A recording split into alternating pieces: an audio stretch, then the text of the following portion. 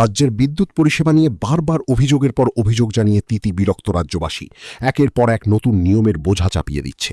সংশ্লিষ্ট দপ্তরের মন্ত্রীর কথায় নিগম ঠিক করে সবকিছু, সেক্ষেত্রে সাংবাদিকরা নাকি অনেক কিছু ভুল তথ্য জানে। এ নিয়ে সাংবাদিক সম্মেলনে সাংবাদিকদের উপর রেগে গিয়েছিলেন মন্ত্রীমশাই।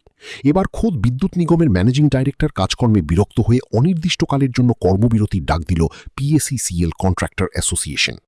বৃহস্পতিবার সাংবাদিকদের সামনে বিদ্যুৎ নিগমের এমডি বিশ্বজিৎ বসুর বিরুদ্ধে স্বজন পোষণের অভিযোগ জানালেন অ্যাসোসিয়েশনের সদস্যরা।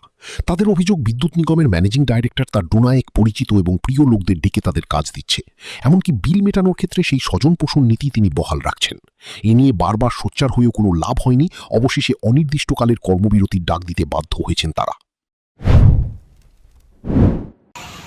এমডি স্যার স্বৈরাচারীভাবে দপ্তর চলাইতেছে। কিছু কিছু তাদের নিজস্ব পকেটের কন্ট্রাক্টররা পেমেন্ট করে, আর বাকিটার পেমেন্ট বিভিন্ন ইস্যুতে নোট দিয়ে দিয়ে ঘোরা। ডিজিএমরা ইনডাইরেক্ট অর্ডার দিয়ে রাখছে যাতে ওয়ার্ক অর্ডার শিডিউল না দেয়। আমরা নিরহ, আমরা ফ্যামিলি চলাইতে পারতেছি না, আমরা লেবাররা চালাইতে পারতেছি না, আমরা বিভিন্ন জায়গাতে সমস্যার সম্মুখীন হইতেছি।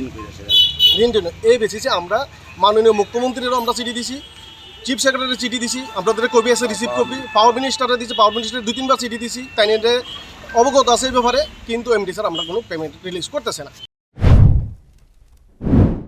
একে প্রচণ্ড গরমে রাজ্যের মানুষ যখন হাঁসফাঁস করছে, তখন দিব্যি ঠান্ডা ঘরে বসে বড় বড় কর্মকর্তারা বলিয়া উড়াচ্ছেন আর স্বজন পোষণ চালিয়ে যাচ্ছেন।